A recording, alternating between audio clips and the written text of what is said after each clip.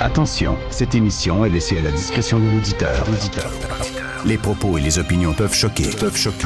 Oreilles sensibles s'abstenir. Richard Martineau. Un animateur pas comme les autres. Richard Martineau.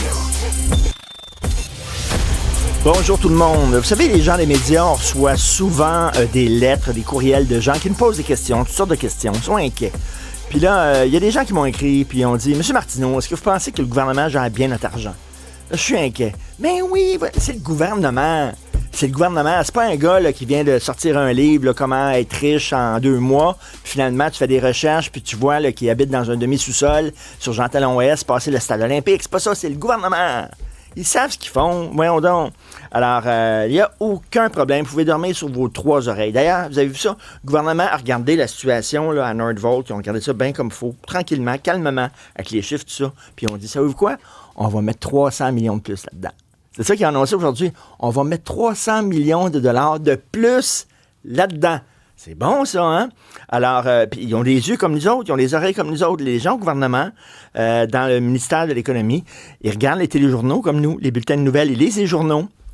Ils ont vu que BMW a tiré à la plug en disant, nous autres, on ne veut plus rien savoir de Nordvolt parce qu'ils n'arrivent pas à produire les piles électriques, les batteries électriques dans les temps prévus. On ne veut rien savoir. Ils ont vu que Nordvolt, ça ne va pas. Hein. Ils ont annulé plusieurs projets, des ouvertures d'usines qu'ils ont mis sur la glace. Ils ont congédié 1600 personnes. Le gouvernement suédois a dit, comptez pas sur nous autres pour mettre une scène pour vous sauver. On ne veut rien savoir parce que c'est un canard boiteux. Le gouvernement suédois a dit à Nordvolt, on ne donnera pas une scène dans vos affaires. Il y a un super économiste suédois qui a été interviewé par Francis Alain, mon collègue dans les pages argent du Journal de Montréal. Il a dit, écoutez, oubliez ça, là, vous n'aurez pas votre usine au Québec. Voyons donc, ça se peut pas. Oubliez ça. Le patron de Nordvolt a fait une vidéo dans laquelle il demandait à ses employés, suppliait ses employés, quasiment à genoux, parlez pas aux médias, s'il vous plaît. Les médias vont vouloir vous appeler, savoir ce qui se passe avec la compagnie. Coudon, ça va-tu fermer? S'il vous plaît, parlez pas aux médias. Alors, les gens au gouvernement, ils ont tous vu ça, là, comme vous et moi, là. Puis là, ils ont dit, savez-vous quoi? On va mettre 300 millions de plus là-dedans.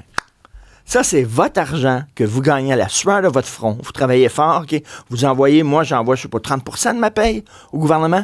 Puis c'est le fun de voir qu'ils gèrent bien notre argent. T'sais, ils ne gaspillent pas partout à gauche et à droite. Oh non. Ils gèrent ça en bon père de famille. La preuve, Henri-Paul Rousseau. Ça vous dit-tu quelque chose, ça? Lui, il dirigeait la caisse de dépôt et de placement. Ça, c'est ceux qui gèrent nos économies. C'est notre bas de laine, OK? Henri-Paul Rousseau, il y a quelques années, il a fait une petite gaffe. Il a flambé 40 milliards de dollars. Il a perdu 40 milliards. OK, on met de l'argent dans la caisse de dépôt, puis ça, ils vont dire, on gère ça comme il faut. C'est l'argent que vous avez gagné à la sueur de votre front. Lui, il a placé ça dans ce qu'on appelle le papier commercial. Il a tout perdu. Flambé 40 milliards de dollars. Savez-vous ce qui est aujourd'hui, Henri-Paul Rousseau? Vous ne savez pas. François Legault l'a choisi pour représenter le Québec à Paris. Le gars va avoir un appartement de fonction. Il va avoir quelqu'un qui va faire la cuisine. Moi, je suis déjà allé voir l'appartement de fonction de la personne qui représentait le Québec à New York.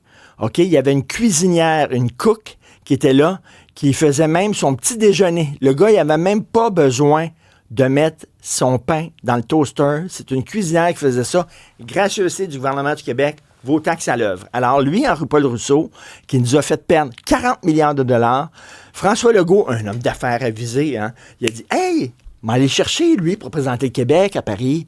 Hein, une petite retraite bien correcte. Alors, lui, il va avoir appartement de fonction, compte de dépenses. Il va recevoir des gens à manger à la maison, du caviar, peut-être quelqu'un qui va jouer du piano dans le fond, là, puis là, hein, avec un petit peu de champagne et tout ça. Puis il peut en prendre trop de champagne parce que le lendemain, quand il va se réveiller, il va avoir son petit déjeuner au lit, grâce à nous. Ça, c'est votre argent. Moi, j'ai hâte que les gens se tannent en disant, votre argent, tous les jours, vous le gaspillez partout, notre argent qu'on vous envoie. Mais là, non. En tout cas, bref.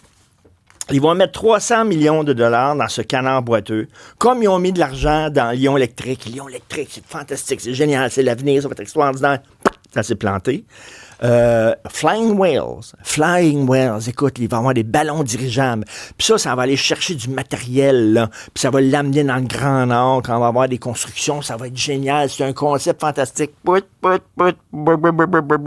Des millions de dollars aussi là-dedans qui se sont évaporés comme ça. Hein, on dirait Magic Tom. 300 millions, regarde, tu le vois. Oh, il n'y en a plus. Tu le vois plus. Il n'y en a plus. C'est votre argent. Alors, c'est ça qu'on fait. Ça va bien. Moi, je trouve que ça va très bien au Québec. Je vous annonce que je suis autochtone. Je ne vous l'avais pas dit, c'est un secret bien gardé. Alors, je vous annonce ça, je suis autochtone. Vous savez, récemment, dans le magazine Maclean's, il y avait un gros texte en disant, il y a plein de gens qui se disent autochtones. Plein de gens au Canada. Pourquoi? Parce que tu as des privilèges. Quand tu travailles dans une université, mettons, puis tu dis que tu es autochtone, tu as une promotion. Hein? Richard, j'ai votre CV, vous voulez être au département de l'histoire de l'art. C'est bon, ça, M. Martineau, mais est-ce que vous êtes autochtone? Oui, ma grand-mère est autochtone. C'est parfait. Alors, c'est vous qu'on va choisir. Justement, il y a un musée qu'on connaît à Ottawa, là. Ils ont besoin d'embaucher un autochtone pour diriger le musée.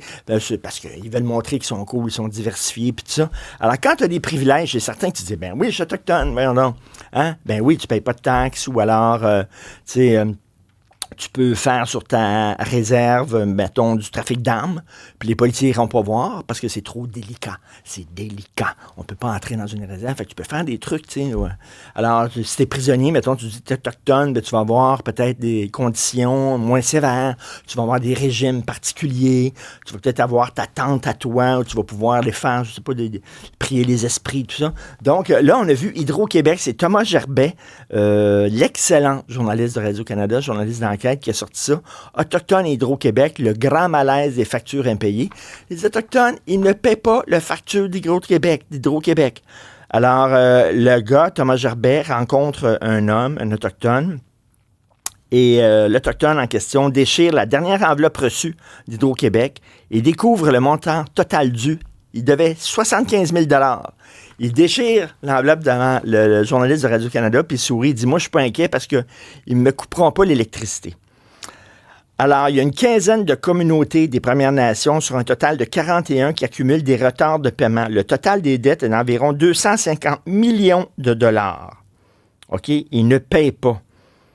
Chaque foyer à Nutashquan, chaque foyer a plus de 35 000 $ d'impayés en moyenne. Sur une autre réserve, la moyenne est d'environ 39 000 $ par client résidentiel impayé. Sur une autre réserve près du Labrador, 65 000 $. Ils ne payent pas leur facture d'électricité. Hydro-Québec fait rien. Hydro-Québec continue de leur donner l'électricité. Pourquoi? Ils sont autochtones. Voilà, c'est délicat. C'est délicat. Tandis que toi, Joe Blow, Joe Tremblay, tu ne payes pas ta facture d'électricité. Mais, en plein hiver, mois de janvier, moins 15, boum! Ferme le breaker, tu vas geler bien raide, mais les autres sont autochtones. C'est correct, là. OK, qu'on fasse une entente. On dit, les Autochtones, étant donné qu'on leur a volé le territoire, puis tout ça, on va faire une entente, ils n'ont pas besoin de payer l'électricité, c'est correct.